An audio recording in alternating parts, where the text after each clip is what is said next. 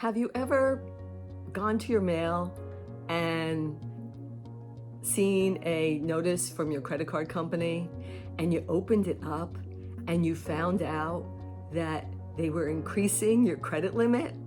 I know I have, and it made me feel like I won the lottery. But that's not actually the case.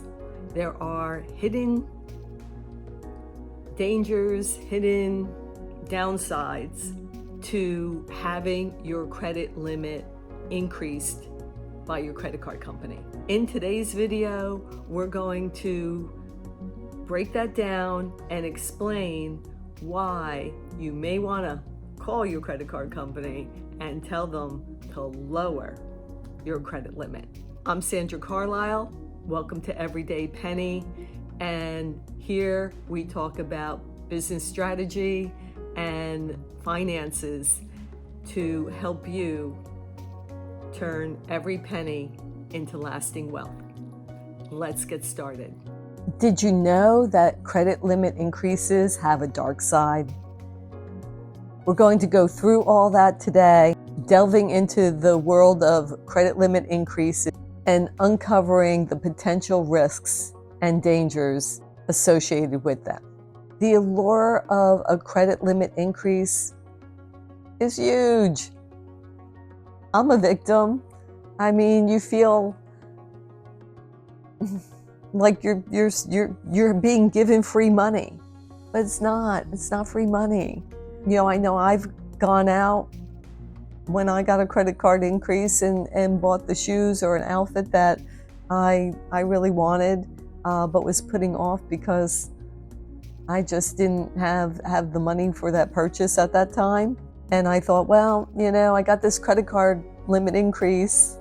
I have so many months to pay it off and I'll be making more money. So, I'll go for this little purchase. And that's all great, but what if I ended up in a financial situation where, I lost a job or, I have kids, so, somebody else needed something.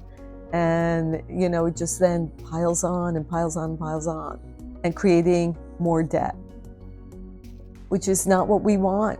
I mean, we all want to be totally debt-free. I don't know if that's totally realistic in this modern world all the time to be totally debt-free, but it's nice. And I have been totally debt-free at least a couple times in my life. Credit cards are useful, especially when you have a 0% interest card. I do see the benefits of using credit cards at different times, but it shouldn't be your go-to because there are dangers.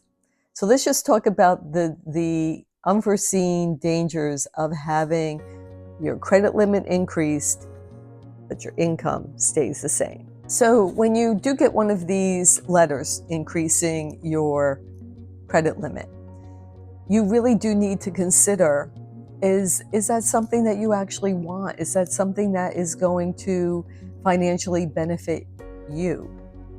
We know how it benefits the credit card company because they're hoping that you actually spend to that limit, increasing debt to them.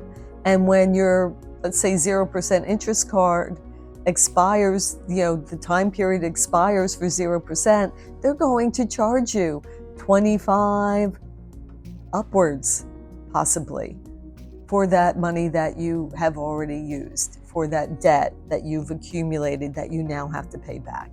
And that creates a vicious cycle because you could be paying hundreds of dollars back a month just for the privilege to the credit card company. I do have to say, personally, I hate interest and I hate, thinking about paying for the privilege. I don't like that at all. Think about what you can actually manage. And if you can't manage that credit card limit increase, call your bank. Call the credit card company. Tell them, thanks, but no thanks. You don't have to accept a credit card increase just because you were given one. What exactly does that do? So when you're given a credit card increase, it raises your debt to income ratio. And your debt to income ratio is what's used to decide you would get a loan, a mortgage, and every loan has its own debt to income ratio. So for, let's say, a mortgage, it could be maybe as high as 43% debt to income. That's pretty high. Or maybe more normal, 36% debt to income. And that's still pretty high. So you have to consider, if you're going to go for one of these loans, will you even be accepted? Because they always charge you application fees. And so why waste that few $100s in an application fee if your debt to income ratio isn't what they're looking for? So before I would go for a loan of any kind, I would either, call the company up and say, well, what's your debt to income ratio on this? And then do my own calculations and find out, is this what I really, want to do? Am I going to be accepted? Before I waste the money and my time in putting all the paperwork together that they're going to ask me for. So it does have an impact on your credit score as well, because again, it's debt to income, the debt to income ratio. And the calculation that the credit card company uses is your credit utilization ratio. So this is how much credit, not that you have offered to you, but that you're actually utilizing. Now, your credit score, I always call it the adult report card, is important because this tells the world, or the financial world anyway, your ability to manage your money. And the higher your ability is, or the higher your score, the more attractive you are to banks and credit companies, or even just in the purchasing power. So it gives you more purchasing power because your credit score is high. You're attractive. It's just like having a great grade report when you first go out for your first job. In fact, I still kind of see job applications now and then that'll ask, what was your GPA? And I don't know why that would matter after so many years of being out of school, but what's your GPA? The credit utilization ratio is your credit card balance to your credit limit. So credit card balance to your credit limit. So the higher your credit limit is, if you have a low balance, that's why you're getting the letter, because your credit utilization score may be low and they want you to utilize more of their money so that they can make money. So that's the number that I would pat myself on the back for, that my credit utilization score is low. My credit rating goes up because my credit utilization score is low. Accepting a credit card increase, as long as I don't use that amount of money, my credit score would be good because I'm not utilizing the credit that's available to me, but it limits the amount of additional credit that I can get elsewhere. So even though it might be good for my credit score, it's not good for my ability to utilize additional credit elsewhere. So the basic impact of credit card increases on your credit score is all about the utilization of the credit. If individuals max out their increased credit limit or carry relatively high balances on their credit cards, it will negatively impact your credit score, making it significantly harder to get favorable terms in any future borrowing. If you accept the higher credit limit and then use it, And let's say you had a 0% interest card for a certain amount of time, and that time period expires. Now you have to pay back that credit card at a significantly higher interest rate, usually 25, maybe even 30% interest, which obviously creates a higher payment that you may not be able to meet. And you still have to pay your credit card monthly. And that's going to drain resources to do other things. So it's almost like a pay me now or pay me later, right? You're accepting that higher amount without the consideration of your debt to income ratio and what your ability to pay that back.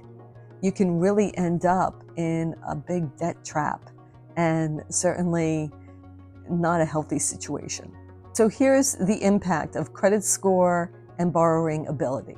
Lowering your credit score. Number 2 is credit worthiness.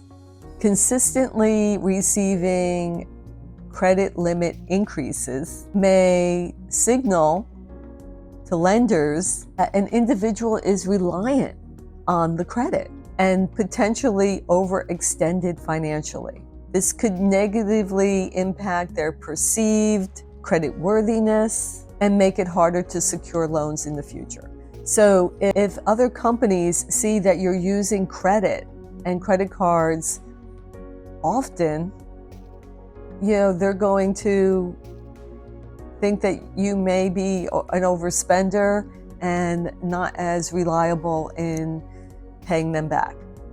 Now, that could be something that's perceived, but they will also look into your credit score and your credit utilization ratio. Number 3 is your debt to income ratio. So in conclusion, while credit card limit increases offer a temporary pat on the back, exhilaration, relief because of the flexibility, they come with significant risks, both psychologically and financially. It's essential for individuals and business owners to evaluate your financial picture and approach credit responsibly, knowing where you stand now and where accepting that additional credit limit would put you, put your financial picture. Also understanding the long-term implications of increased borrowing and managing your finances prudently and avoiding the debt traps. Seeking credit counseling or financial advice can be beneficial. Maybe get the advice that you need and just stay on top of it, because just like your health, your finances are something that, follow you. Your credit score is your adult report card. And the healthier your report card is, the more attractive you are to lenders. So what are some of the psychological effects of getting a credit limit increase? You're going to have a false sense of wealth. Now you might feel more secure because you have the ability to borrow more money. And that is totally false, because you have to pay back the money. And hopefully you won't have to pay it back with interest. But if you have to pay it back with interest, you're just supporting the credit card companies. That's not financial well-being for you. It's financial well-being for the credit card company. So, be careful of that false sense of wealth. Continual use of credit cards makes it normal. It creates a normalization of having debt that has to be repaid every month. It becomes one of your regular bills. Also, you don't want to become reliant on credit cards to support your monthly expenses even. It should be utilized for, the unknown, emergencies. It shouldn't be, something that you're using every month just to get through the month. Remember, by relying on the credit cards, sooner or later, you have to pay the whole thing back. and hopefully, like I said before, hopefully without the higher interest. Three is impulse spending. You know, when you have that availability and the flexibility that the convenience of a credit card does give you, you know, you're out and about, you might make spending decisions that you normally would not make, creating impulse spending. And impulse spending does accumulate and does put you into a difficult financial situation if you're not able to budget yourself out of that. So I hope you found this video useful. I really hope you might have learned something you didn't know before. And if that is the case, please like, share, and subscribe. Remember that Everyday Penny posts every Thursday. We post videos on business and financial matters to help you into lasting wealth.